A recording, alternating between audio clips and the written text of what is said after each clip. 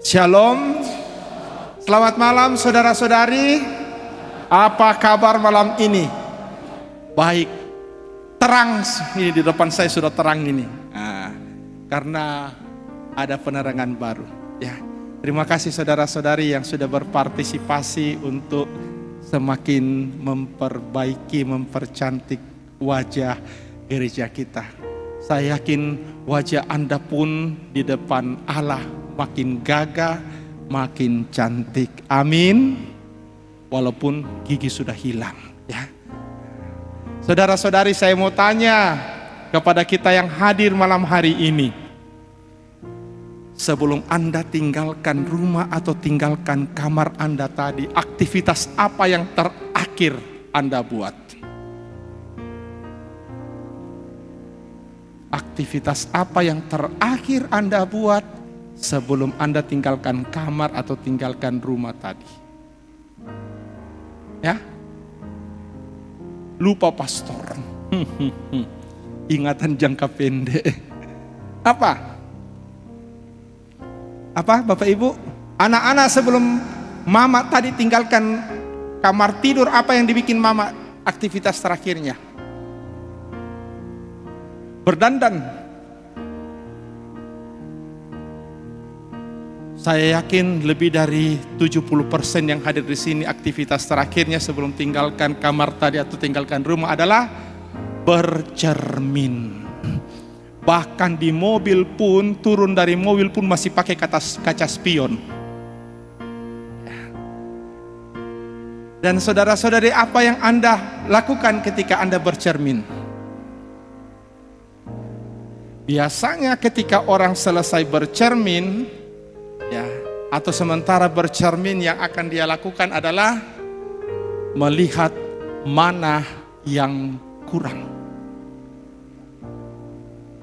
Bahkan demi memperbaiki yang kurang itu, bercerminnya lebih lama daripada berdoa. Betul tidak? Dia bisa doa cepat sekali, tapi bercermin itu miring kiri, miring kanan, masih urus-urus padahal sudah tidak ada di sini, ya, dan sebagainya, ya. Dan bercermin itu penting, penampilan itu penting, saudara-saudari. Ya, saya ingat nasihat saya kepada guru-guru saya selalu, tolong di ruang guru itu disiapkan cermin. Bukan hanya wajah tetapi seluruh tubuh.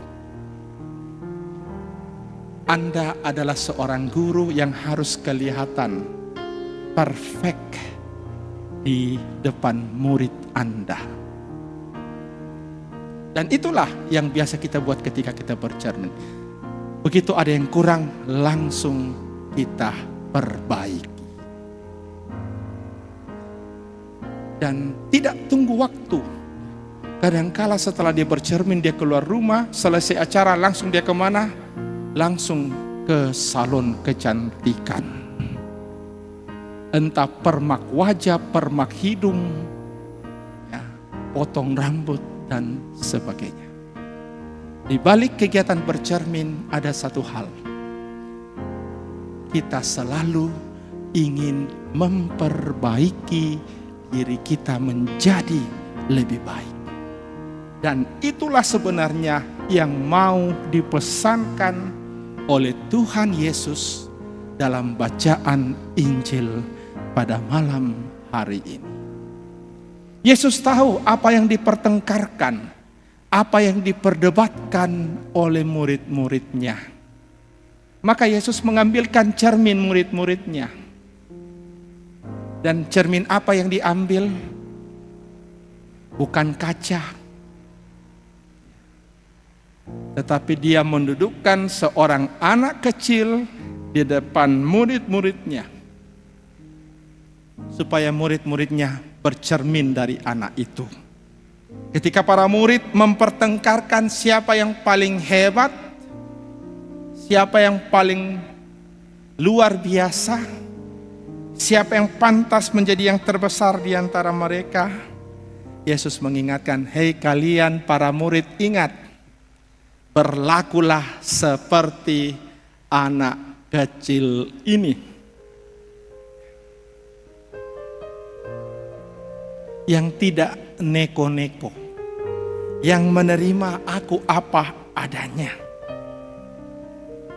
yang bersifat polos, tidak ada hal-hal yang aneh-aneh dalam pikiran anak kecil.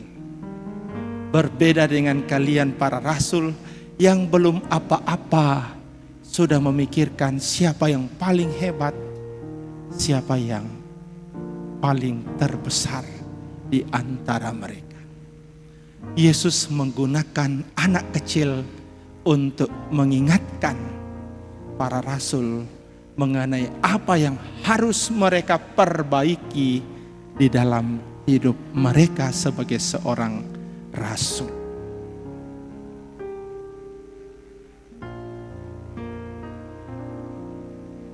Kita juga harus seperti itu dalam hidup kita, saudara-saudari. Kita harus selalu bercermin.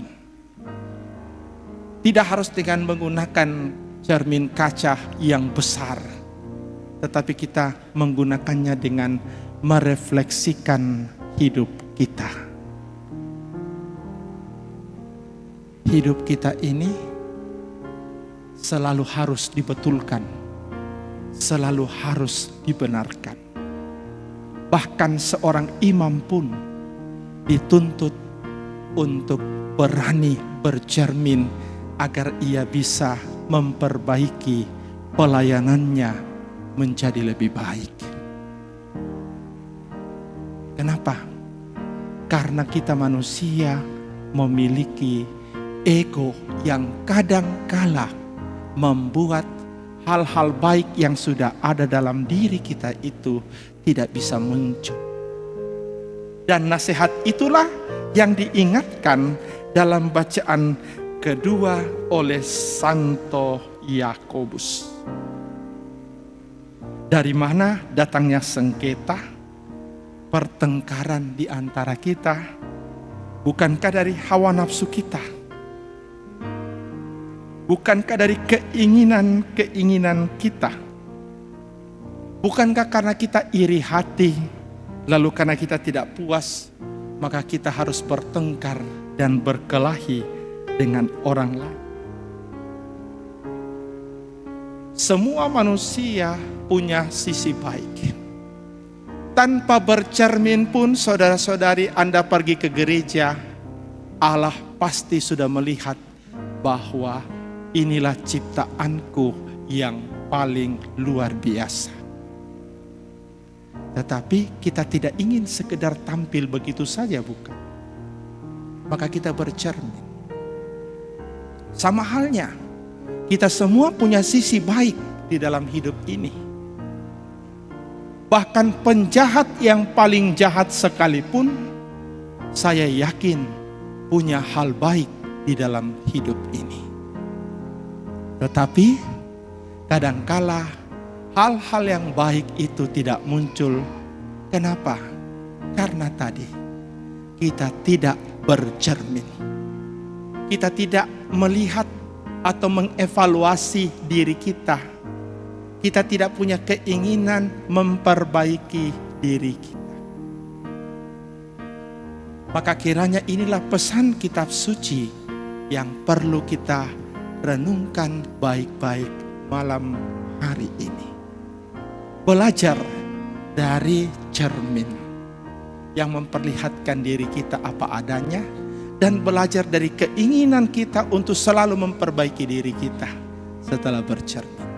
Belajar dari cerita Injil di mana Tuhan Yesus mendudukkan seorang murid di hadapan para rasulnya untuk berefleksi, untuk bercermin tentang sikap kita. Maka saudara-saudari,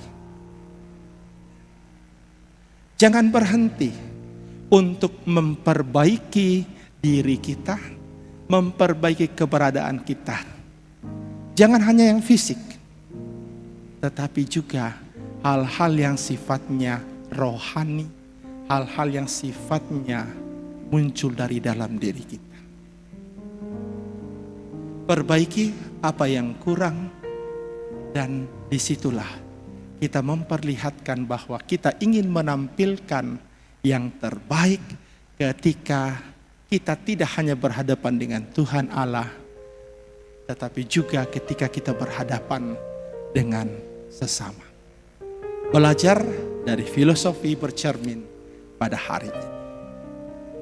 Tuhan memberkati kita. Amin.